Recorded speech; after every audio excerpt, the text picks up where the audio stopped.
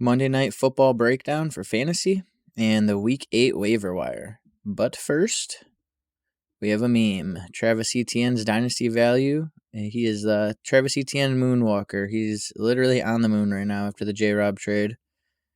After playing 80% of snaps and producing the way he did last week, he's a must start going forward, and congratulations if you have him. So let's get started.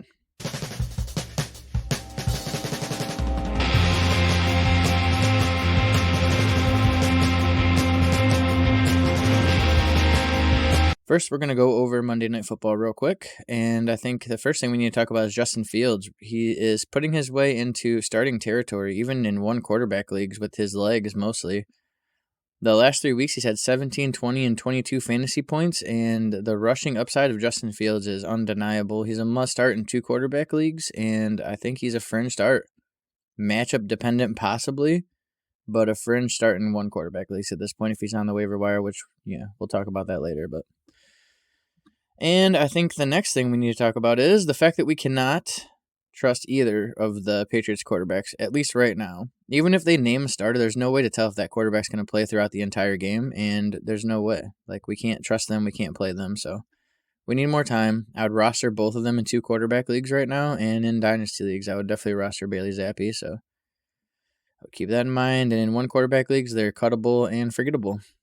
Moving on to the running backs, Khalil Herbert getting 12 carries. Dave Montgomery, 15 carries, both mustering 62 yards. Khalil Herbert catching a touchdown on 2 targets. D-Mont non-existent in the passing game. It's looking like more of a 50-50 split than it was before. We still don't have snap share on Sleeper, so it's hard for me to say, but watching the game, D-Mont got off to a really slow start, and Herbert played well, and D-Mont, he picked up towards the end. And on the other side of the ball, it's hard to tell if Harris didn't play a lot because of the hamstring injury. Maybe they're bringing him back slowly, or maybe Ramondre Stevenson is the starting running back now. But 8 targets, 8 catches, 59 yards, and a touchdown for Ramondre, 24 fantasy points. Huge for fantasy. The receiving upside, huge. The receivers are pretty forgettable. I think Darnell Mooney and Jacoby Myers are flexible. You can consider them every week for your flex, depending on matchups, bye weeks, injuries, yada yada. And the tight ends are pretty much nothing. So let's move on to the wire. First, we're gonna talk about running backs, and I wanted to put Michael Carter on here, even though he's 65% rostered. So more than likely, if you're watching this video, he's not going to be available in your leagues. But with the Brees trade, I think it's definitely worth. Or trade, wow, injury, unbelievable. The J-Rob trade, but the Brees injury, so it's just unfortunate. And the first one we're actually going to talk about, 39% rostered Gus Edwards. Gus missed a long time. He came back, played 36% of snaps, 16 carries, 66 yards, and 2 touchdowns against the Browns defense. He's got Tampa Bay on Thursday. I think you can start him this Thursday and going forward for the most part. The Ravens have always been a team that want to run the ball, and if Gus is back and ready for action, he's a start. He's at least considered. You need to consider him every week. So fire him up this week against Tampa Bay and get him on your rosters. 39% rostered. That's 61% of leagues he's going to be available in. So go get him. Next thing I'm going to talk about is Chuba Hubbard. Chuba Hubbard and Foreman basically played 50% of snaps each. Chuba had 9 carries, 63 yards, and a touchdown. 3 targets, 2 catches. He played all the passing down, all the third down work. They both had 2 targets. Or no, they both had 2 catches. Chuba 3 targets, Foreman with 2 targets. 15 carries to 9 carries. They both were very similar for fantasy. I would rather have Chuba going forward. The passing game work is too valuable. Foreman is going to be the between the tackles guy. They're both worth rostering.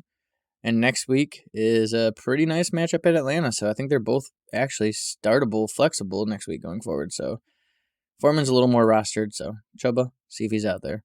Next, I have Rachaad White, and I know I cannot stop talking about Rachaad White, but the most snap share he's had all year. He played pretty decently, not amazing, but pretty good. He just keeps climbing, and I think that he's definitely worth handcuffing. Have him on your roster. You're obviously not going to start him.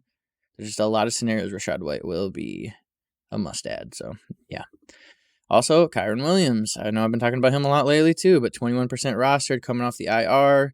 No one knows what's going on with Cam Akers, and the Rams will give this kid carries probably because they don't just give one running back carries. He's worth rostering. I don't even know if he's going to come back this week, but throw him on the IR. worth taking a look at. So now we will be talking about receivers. Wan'Dale Robinson, the first one I talk about, still 44% rostered, one of my favorites on the waiver wire. He got injured early on. He still played 70% of snaps. He came back and played after the injury. 8 targets, 6 catches, 50 yards. Nothing amazing, but still looking good. He's got Seattle bye, Houston, Detroit. Huge matchups all going forward. I think he's a flexible option, possibly starter, depending on the injury. I'm assuming he's going to be okay since he did come back and play the rest of the game. So, Zay Jones. Zay Jones is a target machine. 99% of snaps, 10 targets, only 4 catches for 54 yards. He put up 11 fantasy points, but I mean, he's going to have weeks where he has 4 or 5 targets, but for the most part, you're going to get near 10, 7 to 10 targets from Zay Jones. So he's worth rostering and worth flexing if need be. 35% rostered. Definitely available in a lot of leagues. Next one is Paris Campbell, 11% rostered, and we have to say, Matt Ryan leaving the lineup the rest of the year. Who knows what's going to happen? But Paris Campbell has played the snaps all season, like all season long. His low snap percentage is 67%. So he's going to play. He's going to be out there. He gets Washington this week coming up, and he's coming off 12 targets, 10 catches, 70 yards, 11 targets, 7 catches, 57 yards, and back-to-back weeks with a touchdown. I'm not expecting that every week from him, but he's got some momentum, and he's worth putting on your roster. And Washington is a good matchup, and if you're real desperate for a start, I would possibly start him, but I wouldn't feel great about it. The next player I would not start, and that's Terrace Marshall. Terrace Marshall has basically stepped into that Robbie Anderson role, playing around 90% of snaps just like Robbie Anderson did. He only had 3 targets, 2 catches, 31 yards. But he's worth rostering. He's got Atlanta. He might show us something. He's got Atlanta 2 out of 3 weeks coming up, so don't start him. Just roster him. 4% roster. He's going to be available everywhere. Deep leagues. He's an end-of-the-bench kind of guy. Put him on the end of the bench. He's going to play the snaps. See if he gets more targets. See if he gets more involved. There's always that possibility, so. The next one I got is Noah Brown. Noah Brown is interesting because Dak came back and he got 7 targets. Dak seems to like this guy. He doesn't wow me, and I don't think he's an amazing pickup, but Michael Gallup he goosed last week.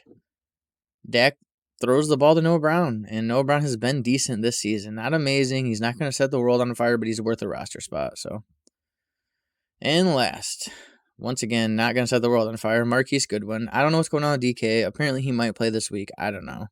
If he doesn't play, listen, Marquise Goodwin,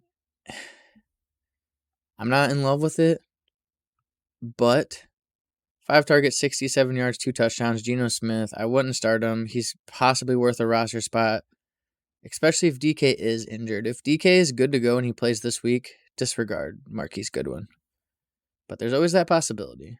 So, and now, for the last part here, I got a couple quarterbacks and tight ends I think are worth a mention. First, Daniel Jones, quarterback 10 on the year, 31 fantasy points, and similar to our other quarterback here, Justin Fields, they both have really significant rushing upside, and that makes them fantasy relevant, both of them. Daniel Jones and Justin Fields both are, I hesitate to say, automatic quarterback 2 starts, but I'd feel comfortable starting them both in my quarterback 2 and on a bye week or if I'm desperate. So yeah, 41% rostered for Daniel Jones, 36% rostered for Justin Fields. Worth a roster spot. Add them.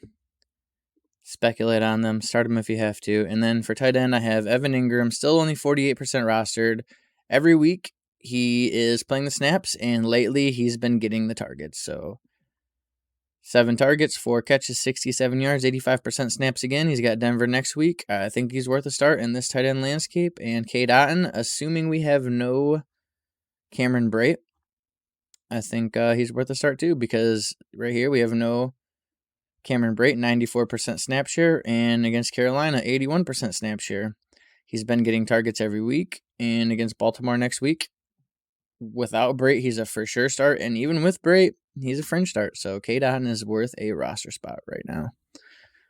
Thank you guys for watching. If you enjoy our content, you should check out our Spotify. Full podcast episodes available. Thank you.